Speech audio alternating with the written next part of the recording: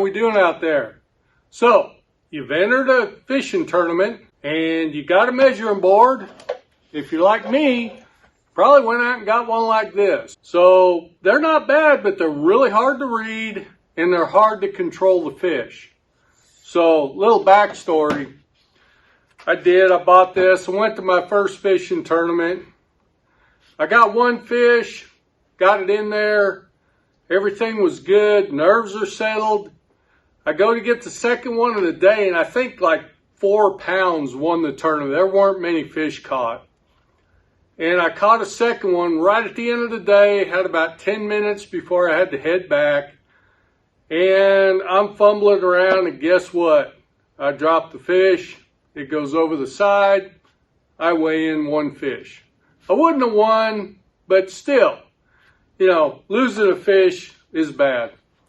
So most of the tournaments, especially kayaks, where you're going to measure the fish and take a picture of it, are going to recommend a Hawg Trough. These are a really good plastic measuring board. They do have one fault. They're pretty flimsy. Okay? They twist, they turn, and they break.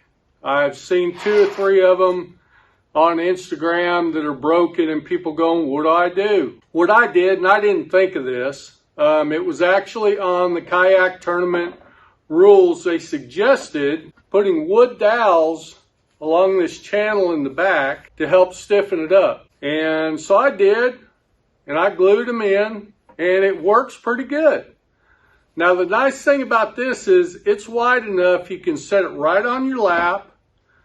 It is indented, you can see that, so you can control the fish.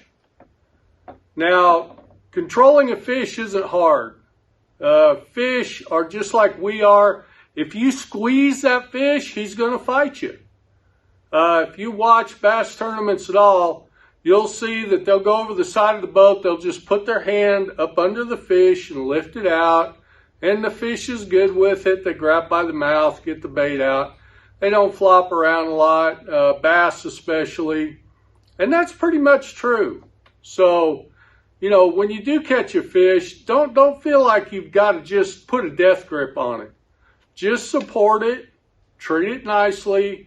When you put it down on here, let him wiggle and squiggle a little bit. Just keep your hand on top. And of course, if you're in a kayak tournament, you're going to have a piece of paper or write the number on the back of your hand so it's in the photograph when you take it. It's kind of complex, and the first few times you do it, it's not fun.